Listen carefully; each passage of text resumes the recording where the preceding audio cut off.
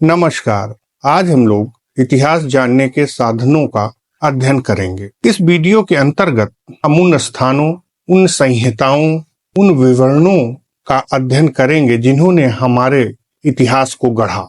इतिहास जानने के साधनों को 3 शीर्षकों में रखा जा सकता है। नंबर 1 साहित्यिक साक्ष्य, नंबर 2 विदेशी यात्रियों का विवरण, नंबर 3 पुरातत्व संबंधी साक्ष्य। यहाँ हम प्रत्येक का अलग अलग विवेचन करेंगे। साहित्यिक साक्ष्य को 2 भागों में बांटते हैं, धार्मिक साहित्य और लौकिक साहित्य। धार्मिक साहित्य को पुनः 2 भागों में बांटते हैं। एक के अंतर्गत ब्राह्मण ग्रंथ आता है, बी के अंतर्गत ब्राह्मणेतर ग्रंथ आते हैं। ब्राह्मण ग्रंथों में वेद, उपनिषद, रामायण, महाभारत, पुराण तथा स्मृति ग्रंथ आते हैं। ब्राह्मणेतर ग्रंथ बौद्ध और जैन साहित्य से संबंधित रचनाओं का प्रतिनिधित्व करते हैं। लौकिक साहित्य। नंबर 2 लौकिक साहित्य। लौकिक साहित्य के अंतर्गत ऐतिहासिक ग्रंथ, जीवनियां, कल्पना प्रधान तथा गल्प साहित्य का वर्णन किया जाता है। धार्मिक साहित्य के अंतर्गत अब हम ब्राह्मण ग्रंथों और ब्राह्मणेतर ग्रंथों का थोड़ा विस्तार से अध्ययन करेंगे। आइए सबसे पहले ब्राह्मण ग्रंथों का अध्ययन करते हैं। वेद भारत के प्राचीनतम धर्म ग्रंथ हैं। इनका संकलन करता महर्षि कृष्ण द्वैपायन वेद व्यास को माना जाता है। भारतीय परंपरा वेदों को नित्य तथा अपौरुषेय मानती है। वेदों की संख्या 4 है, ऋग्वेद, यजुर्वेद, सामवेद, अथर्ववेद। ऋग्वेद आर्यों ने इसकी रचना पंजाब में किया था, जब वो अफगानिस्तान से लेकर गंगा जमुना के प्रदेश तक ही फैले थे। इसमें 10 मंडल, 1028 सूक्तियां। हालांकि ऋग्वेद का अधिकांश भाग देव स्त्रोतों से भरा हुआ है, परंतु कुछ मंत्र ऐतिहासिक घटनाओं का उल्लेख करते हैं। जैसे एक स्थान पर 10 राजाओं के युद्ध, जिसे दशराग युद्ध भी कहा जाता है, का वर्णन मिलता है, जो भरत कबीले के राजा सुदास के साथ हुआ था। यह ऋग्वैदिक काल की एकमात्र महत्वपूर्ण ऐतिहासिक घटना है। यह युद्ध आर्यों के 2 प्रमुख जनों पुरु तथा भरत के बीच हुआ था।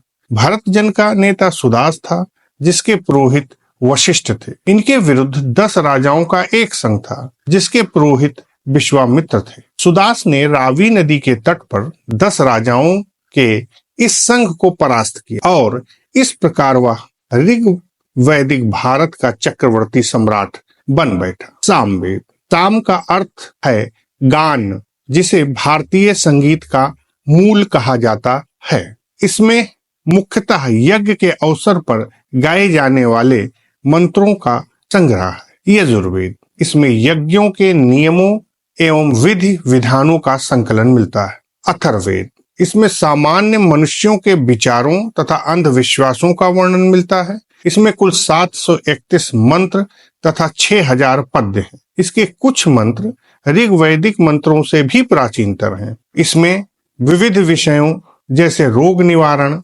समन्वय, राजभक्ति, विवाह तथा प्रणय गीतों आदि के विवरण सुरक्षित हैं। कुछ मंत्रों में जादू टोने का भी वर्णन है, जो इस बात का सूचक है कि इस समय आर्य अनार्य संस्कृतियों का समन्वय हो रहा था। अथर्ववेद में परीक्षित को कुरुओं का राजा कहा गया है। ब्राह्मण, अरण्यक तथा उपनिषद। संहिता के पश्चात ब्राह्मण, अरण्यकों तथा उपनिषदों का स्थान है। इनसे उत्तर वैदिक कालीन समाज तथा संस्कृत की अच्छी जानकारी मिलती है। ब्राह्मण ग्रंथ वैदिक संहिताओं की व्याख्या करने के लिए लिखे गए हैं।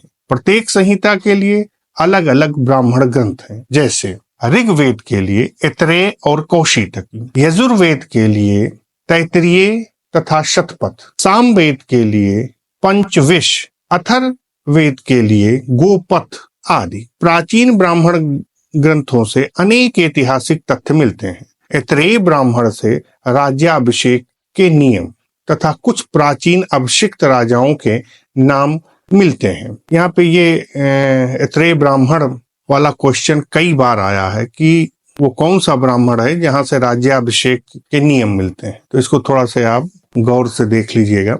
शतपथ ब्राह्मण में गांधार, शल्य, कैकेयी, कुरु, पांचाल, कौशल, विदेह आदि के राजाओं का उल्लेख मिलता है। अरण्यक तथा उपनिषदों में कुछ ऐतिहासिक तथ्य प्राप्त होते हैं। यद्यपि ये मुख्यतः दार्शनिक ग्रंथ हैं। वेदांग तथा सूत्र। वेदों को भली भांति समझने के लिए 6 वेदांगों की रचना की गई है। नंबर 1 शिक्षा, नंबर 2 ज्योतिष, नंबर 3 कल्प, नंबर 4 व्याकरण, नंबर 5 निरुक्त तथा नंबर 6 छंद। इस प्रकार वैदिक साहित्य को अक्षुण्ण बनाए रखने के लिए सूत्र साहित्य का प्रणयन किया गया है। स्रोत, ग्रह और धर्म सूत्र में यज्ञ विधि विधानों, कर्म कांडों तथा राजनीति विधि एवं व्यवहार से संबंधित महत्वपूर्ण बातें। महाकाव्य। Number 1 Ramayana, number 2 Mahabharata. वैदिक साहित्य के बाद भारतीय साहित्य में रामायण और महाभारत नामक 2 महाकाव्य का समय आता है। मूलतः इन दोनों ग्रंथों की रचना ईसा पूर्व 4वीं शताब्दी में हुई। रामायण हमारा आदि ग्रंथ है। इसकी रचना महर्षि वाल्मीकि ने की थी। इससे हमें हिंद तथा यौवन और शकों के संघर्ष का विवरण प्राप्त होता है। इसमें हमें यौवन देश तथा शकों का नगर कुरु तथा मद्र हिमालय के बीच स्थित बताया गया है। इससे ऐसा प्रतीत होता है कि उन दिनों यूनानी तथा सीथियन लोग पंजाब के कुछ भागों में बसे हुए थे। महाभारत की रचना वेद व्यास ने की थी। इसमें शक, यौवन, पारसीक, हूण आदि जातियों का उल्लेख मिलता है। इससे प्राचीन भारतवर्ष की सामाजिक, आर्थिक तथा राजनीतिक दशा का परिचय मिलता है। पुराण। पुराणों के रचयिता लोमहर्ष अथवा उनके पुत्र उग्र श्रावक माने जाते हैं। इनकी संख्या 18। मत्स्य, मार्कंडे, भविष्य, भागवत, ब्रह्मांड, ब्रह्म वैवर्त, ब्रह्मा, वामन, वराह, विष्णु, वायु, अग्नि, नारद, पद्म, लिंग, गरुण, कूर्म तथा स्कंद पुराण। इसके अतिरिक्त हजारा नामक विद्वान ने 100 उप पुराणों की सूची दी है। अमर कोश में पुराणों के 5 विषय बताए गए हैं। सर्ग अर्थात जगत की सृष्टि, प्रतिसर्ग अर्थात प्रलय के बाद जगत की पुनः सृष्टि, वंश अर्थात ऋषियों और देवताओं की वंशावली, मनवंतर अर्थात महायुग, वंशानुचरित अर्थात प्राचीन राजकुलों का इतिहास। 18 पुराणों में केवल 5 में मत्स्य, वायु, गरुण, ब्रह्मांड, भागवत की राजाओं की वंशावली पाई जाती है। इसमें मत्स्य पुराण सबसे अधिक प्राचीन और प्रमाणिक है। मौर्य वंश के लिए विष्णु पुराण तथा आंध्र सातवाहन वंश के लिए मत्स्य पुराण महत्व के हैं। इसी प्रकार वायु पुराण में गुप्त वंश की साम्राज्य सीमा का वर्णन तथा गुप्तों की शासन पद्धति का भी कुछ विवरण प्राप्त होता है। 6वीं शताब्दी ईसा पूर्व के पहले के प्राचीन भारतीय इतिहास के पुनर्निर्माण के लिए तो पुराण ही एकमात्र स्रोत है। स्मृति ग्रंथ। ब्राह्मण ग्रंथों में स्मृतियों की उपयोगिता भी कम महत्वपूर्ण नहीं है। इन्हें हम धर्मशास्त्र के नाम से जानते हैं। इसमें मनुस्मृति सबसे प्राचीन तथा प्रमाणिक मानी जाती है। प्रसिद्ध विद्वान बुलर के अनुसार इसकी रचना ईसा पूर्व 2री शताब्दी से लेकर ईसा की 2री शताब्दी के मध्य हुई थी। मनुस्मृति को शुंग काल का मानक ग्रंथ माना जाता है। नारद स्मृति गुप्त युग के विषय में महत्वपूर्ण सूचनाएं प्रदान करती है। मनुस्मृति के प्रमुख टीकाकार भारूच, मेघातिथि, गोविंदराज तथा कुल्लुक भट्ट हैं। याज्ञवल्क्य की स्मृति के प्रमुख टीकाकार विश्वरूप, विज्ञानेश्वर तथा अपराकर हैं। अब हम थोड़ा से ब्राह्मणेतर ग्रंथों के बारे में जानते हैं, जिसमें से बौद्ध और जैन साहित्य आता है। बौद्ध ग्रंथ में त्रिपिटक सबसे महत्वपूर्ण है। बौद्ध शिक्षाओं को 3 भागों में बांटा गया, जिसे त्रिपिटक कहा जाता है। पहला है विनय पिटक, जिसमें संघ संबंधी नियम तथा आचार की शिक्षाएं। दूसरा है सुत्त पिटक, धार्मिक सिद्धांत तथा धर्मोपदेश है। तीसरा है अभिधम्ब पिटक, दार्शनिक सिद्धांत। पाली भाषा में लिखे गए बौद्ध ग्रंथ को प्रथम शताब्दी ईसा पूर्व का माना जाता है। निकायों में बौद्ध ग्रंथ के सिद्धांत तथा कहानियों का संग्रह है। जातकों में महात्मा बुद्ध के पूर्व जन्म की कहानियां हैं। दीपवंश तथा महावंश नामक 2 पाली ग्रंथों में मौर्य कालीन इतिहास के विषय में सूचना मिलती है। पाली भाषा का एक अन्य महत्वपूर्ण ग्रंथ नागसेन द्वारा रचित मिलिंद पहों है, जिसे मिलिंद के प्रश्न भी कहते हैं।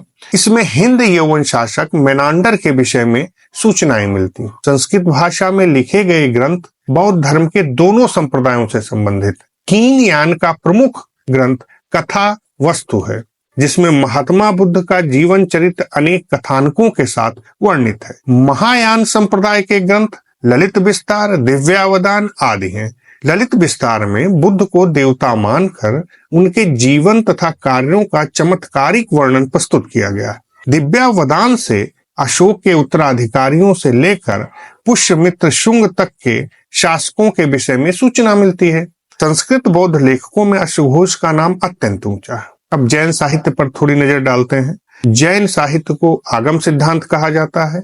जैन साहित्य भी धर्म परक है। प्रमुख जैन ग्रंथ परशिष्ट प्रबंध, भद्रबाहु चरित्र, आवश्यक सूत्र, आचारांग सूत्र, भगवती सूत्र, कालिका पुराण आदि विशेष उल्लेखनीय। जैन धर्म का प्रारंभिक इतिहास कल्प सूत्र से ज्ञात होता है, जिसकी रचना भद्रबाहु ने 4वीं शताब्दी ईसा पूर्व में की थी। परशिष्ट प्रबंध तथा भद्रबाहु चरित्र से चंद्रगुप्त मौर्य के जीवन की प्रारंभिक तथा उत्तरकालीन घटनाओं की सूचना मिलती है।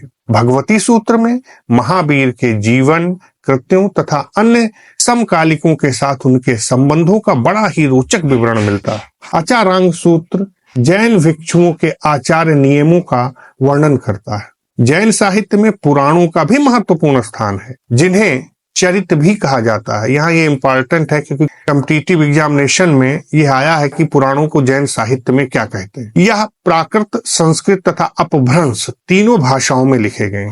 इसमें पद्म पुराण, हरिवंश पुराण, आदि पुराण, इतिहास उल्लेखनीय है। जैन पुराणों का समय 6वीं शताब्दी से 16वीं 17वीं शताब्दी तक निर्धारित किया गया है।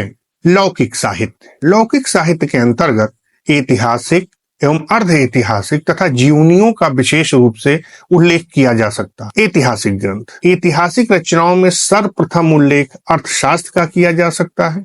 मौर्यकालीन इतिहास एवं राजनीति के ज्ञान के लिए यह ग्रंथ एक प्रमुख स्रोत है। इसकी रचना चंद्रगुप्त मौर्य के प्रधानमंत्री सुप्रसिद्ध राजनीतिक कौटिल्य ने की थी। कौटिल्य अर्थशास्त्र के अनेक सिद्धांत को 7वीं 8वीं शताब्दी ईस्वी में कामंदक ने अपने नीति सार में संकलित किया। इस संग्रह से 10वीं शताब्दी ईस्वी के राजत्व सिद्धांत तथा राजा के कर्तव्यों पर प्रकाश पड़ता है। ऐतिहासिक रचनाओं में सर्वाधिक महत्वपूर्ण काश्मीर कवि कल्हड़ द्वारा विरचित राजतरंगिणी का है। यह संस्कृत साहित्य में ऐतिहासिक घटनाओं के क्रमबद्ध इतिहास लिखने का प्रथम प्रयास है। इसमें आदिकाल से लेकर 151 ईस्वी के आरंभ तक के कश्मीर के प्रत्येक शासन के काल की घटनाओं का क्रम अनुसार विवरण दिया गया है। गुजरात से भी अनेक ऐतिहासिक ग्रंथ प्राप्त होते हैं, जिसमें सोमेश्वर कृत रसमाला तथा कीर्ति कौमुदी, मेरतुंग कृत प्रबंध चिंतामणि, राजशेखर कृत प्रबंध कोश आदि उल्लेखनीय है। इनमें हमें गुजरात के चालुक्य वंश का इतिहास तथा उसके समय की संस्कृति का अच्छा ज्ञान प्राप्त होता है। नेपाल से भी कई इतिवृत्तियां मिलती हैं। इसमें वहां का इतिहास ज्ञात होता है। सिंध के इतिवृत्तियों के आधार पर ही चचनामा नामक प्रसिद्ध ग्रंथ की रचना हुई। इसमें अरबों की सिंध विजय का वृतांत सुरक्षित है। मूलतः इसे अरबी भाषा में लिखा गया तथा कालांतर में इसका अनुवाद खुफी द्वारा फारसी भाषा में किया गया। यहाँ ये इम्पोर्टेंट है कि चचनामा का फारसी भाषा में किसने अनुवाद किया, तो उसका उत्तर होगा खुफी। अर्ध ऐतिहासिक ग्रंथ। इसके अंतर्गत पाणिनि की अष्टाध्यायी, कात्यायन का वर्तिक गार्गी संहिता, पातंजलि का महाभाष्य, विशाख दत्त का मुद्रा राक्षस तथा कालिदास कृत मालविकाग्नि मित्र आदि विशेष रूप से उल्लेखनीय है। पाणिनि का कात्यायन के व्याकरण ग्रंथ में मौर्य के पहले के इतिहास तथा मौर्य युगीन राजनीतिक अवस्था पर प्रकाश पड़ता है। यहाँ इसको थोड़ा ध्यान देके याद कीजिएगा कि गार्गी संहिता एक ज्योतिष ग्रंथ है। अक्सर इस तरह के क्वेश्चन पूछते हैं तथा इससे कुछ ऐतिहासिक घटनाओं की सूचना मिलती है। इसमें भारत पर होने वाले यवन आक्रमण का उल्लेख मिलता है। हमें पता चलता है कि यवन ने साकेत, पांचाल, मथुरा तथा कुसुम ध्वज, जिसे पाटलिपुत्र कहा जाता था, पर आक्रमण किया था। पातंजलि पुष्यमित्र शुंग के पुरोहित थे। उनके महाभाष्य से शुंग के इतिहास पर प्रकाश पड़ता है। मुद्रा राक्षस से चंद्रगुप्त मौर्य के विषय में सूचना मिलती है। कालिदास कृत मालविकाग्नि मित्र नाटक शुंगकालीन राजनीतिक परिस्थितियों का विवरण प्रस्तुत करता है। कुछ जीवनियां हैं जिनको देख लेते हैं। ऐतिहासिक जीवनियों में अश्वघोषकृत, बुद्ध चरित, बाण भट्ट का हर्षचरित, वाकपति का गौडवाहो, बिल्हड़ का विक्रमांक देव चरित, पद्यगुप्त का नव सहसांग चरित, सांध्याकर नंदीकृत रामचरित, हेमचंद्रकृत कुमारपाल चरित द्वयश्रव्य काव्य है, यहाँ इसको ध्यान रखिएगा, जयानक कृत पृथ्वीराज विजय आदि का विशेष रूप से उल्लेख किया जा सकता है। गौडवाहो में कन्नौज नरेश यशोवर्मन के द्वारा गौड़ नरेश के ऊपर किए गए आक्रमण और वध का वर्णन है। विक्रमांक देव चरित में कल्याणी के चालुक वंशीय नरेश विक्रमादित्य षष्ठ का चरित्र वर्णित है। नव सहसांग चरित में धारा नरेश मुंज और उनके भाई सिंधुराज का वर्णन है। रामचरित से बंगाल के पाल वंश का शासन, धर्म एवं तत्कालीन समाज की जानकारी होती है। कुमारपाल चरित में चौलुक्य, जयसिंह सिद्धराज तथा कुमारपाल का जीवन चरित्र तथा उसके समय की घटनाओं का वर्णन था। पृथ्वीराज विजय से चहमान राजवंश का ज्ञान होता है। उत्तर भारत के समान दक्षिण भारत से भी अनेक तमिल ग्रंथ प्राप्त होते हैं, जिससे वहां शासन करने वाले विभिन्न राजाओं के काल का इतिहास एवं संस्कृत का ज्ञान होता है।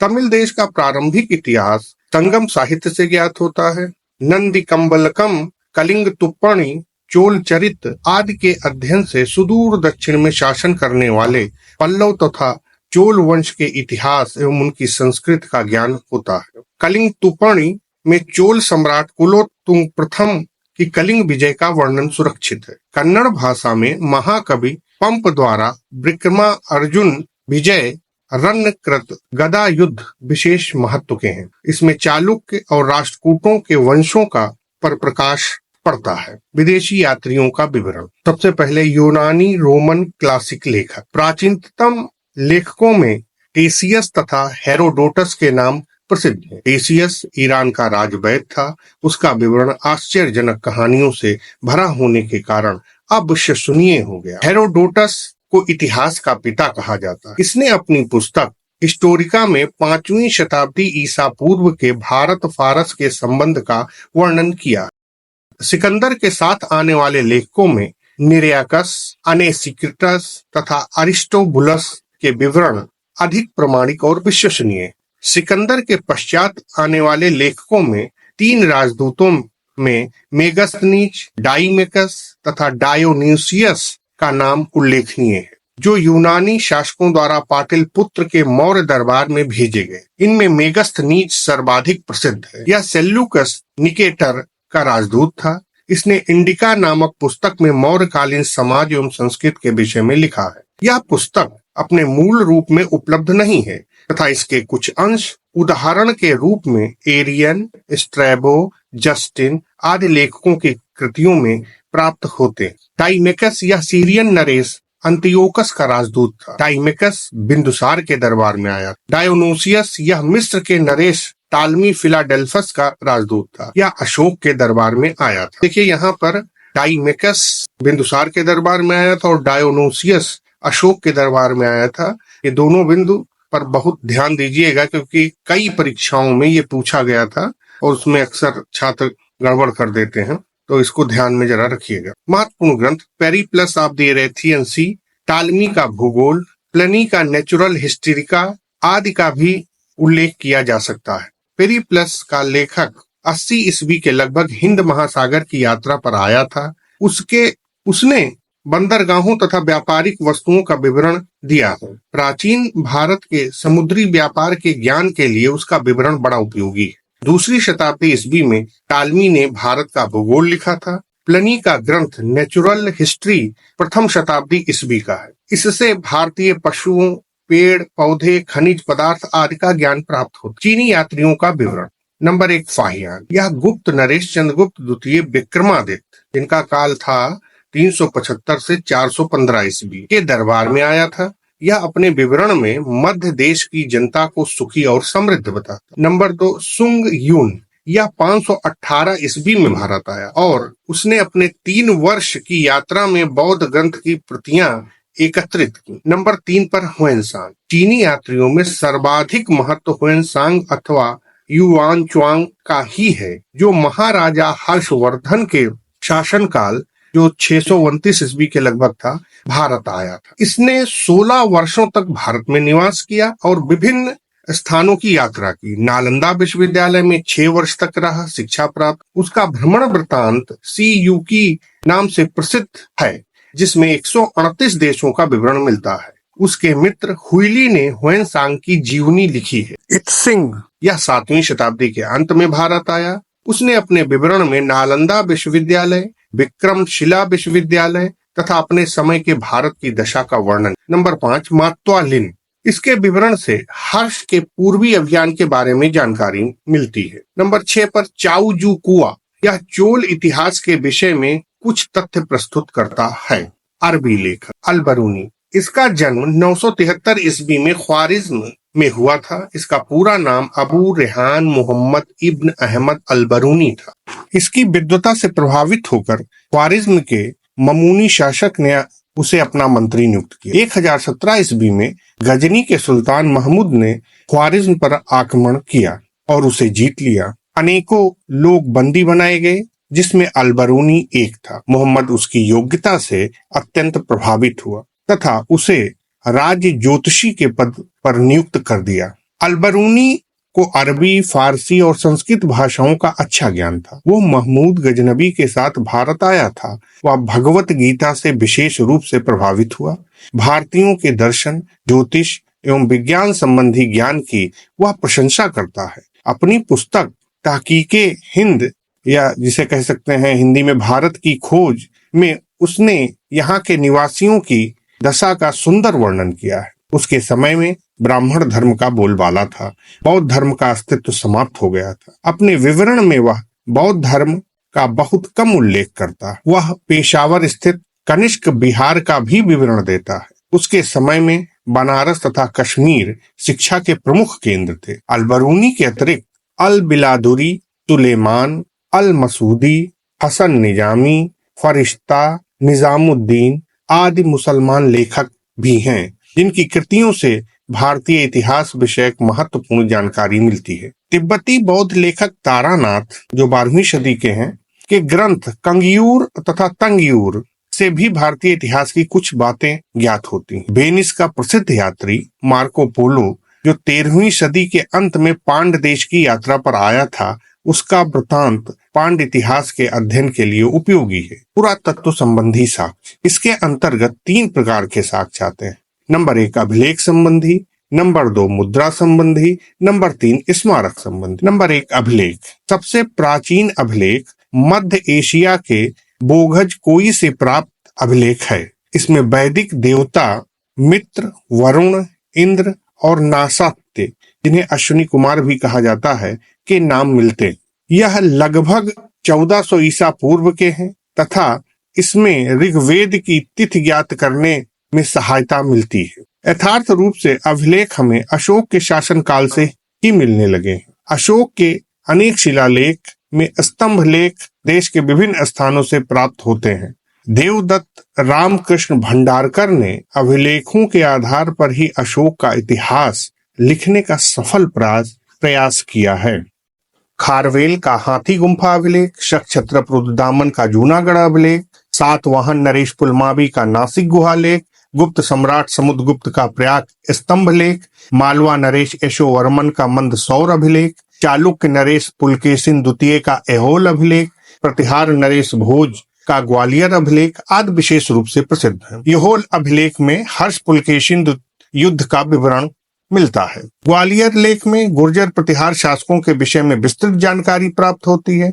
मध्य प्रदेश के एरण से प्राप्त वराह प्रतिमा पर पूर्णराज तोर माण का लेख अंकित है। नंबर 2 मुद्राएं। भारत में सिक्कों की प्राचीनता 8वीं सदी ईसा पूर्व तक जाती है, तथापि ईसा पूर्व 6ठी शताब्दी से ही हमें नियमित सिक्के मिलने लगते हैं। प्राचीनतम सिक्कों को आहत सिक्के, इंग्लिश में पंचमार्क कॉइन कहा जाता है। इन्हीं को साहित्य में करशापण भी कहा गया है। ये अधिकांश चांदी के टुकड़े हैं, जिन पर विविध आकृतियां चिन्हित की गई हैं। इन पर लेख नहीं मिलते। सर्वप्रथम सिक्कों पर लेख लिखवाने का कार्य यौवन शासकों ने किया। उन्होंने उत्तर में सोने के सिक्के चलवाए। साधारणतः 206 ईसा पूर्व से लेकर 300 ईस्वी तक के भारतीय इतिहास का ज्ञान हमें मुख्य रूप से मुद्राओं की सहायता से ही होता है। नंबर 3, प्राचीन भारत के गणराज्यों का अस्तित्व मुद्राओं से ही प्रमाणित होता है। मालवा, यौधेय आदि गणराज्य तथा पांचाल के मित्रवंशी शासकों के विषय में हमें मुख्यतः सिक्कों से ज्ञान प्राप्त होता है। नंबर 4, भारत में इंडो बैक्टीरियन शासकों के विषय में हमें उनके सिक्कों से ही ज्ञात होता है। इंडो यूनानी तथा इंडो सीथियन शासकों के इतिहास का प्रमुख स्रोत सिक्के ही हैं। शक, पहलव मुद्राओं से उनके शासन पद्धति का ज्ञान होता है। उनके लेख से पता चलता है कि पहलव राजा अपने गवर्नर के साथ शासन करते थे। नंबर 5, समुद्रगुप्त तथा कुमारगुप्त की अश्वमेध शैली की मुद्राओं में अश्वमेध यज्ञ की सूचना मिलती है। नंबर 6, सातवाहन नरेश सातकर्णी की एक मुद्रा पर जलपोत का चित्र उत्कीर्ण है, जिससे ऐसा अनुमान लगाया जाता है कि उसने समुद्र विजय की थी। नंबर 7, चंद्रगुप्त द्वितीय विक्रमादित्य की व्याघ्र शैली की मुद्राओं से उसकी पश्चिम भारत, गुजरात काठियावाड़ की तरफ के शकों की विजय सूचित होती है। स्मारक, इसके अंतर्गत प्राचीन इमारतें, मंदिर, मूर्तियां आदि आती हैं। कौशाम्बी में व्यापक पैमाने पर खुदाई की गई है। यहाँ से उदयन का राजप्रासाद एवं घोषिता राम का एक विहार मिलता है। अतरंजी खेड़ा आदि की खुदाइयों से पता चलता है कि देश में लोहे का प्रयोग ईसा पूर्व 1000 के लगभग प्रारंभ हो गया था। दक्षिण भारत में कई स्थानों से भी खुदाइयां की गई हैं। पांचेरी के समीप स्थित अरकामेडु नामक स्थान की खुदाई से रोमन सिक्के, दीप का टुकड़ा, बर्तन आदि मिलते हैं, जिससे पता चलता है कि ईसा की प्रारंभिक शताब्दी में रोम तथा दक्षिण भारत के बीच घनिष्ठ व्यापारिक संबंध था। तंजौर का राजराजेश्वर मंदिर द्रविड़ शैली का सबसे अच्छा उदाहरण है। अंततः हम कह सकते हैं कि भारतीय साहित्य, विदेशी यात्रियों के विवरण तथा पुरातत्व, इन तीनों के सम्मिलित साक्ष्य के आधार पर हम भारत के प्राचीन इतिहास का पुनर्निर्माण कर सकते हैं।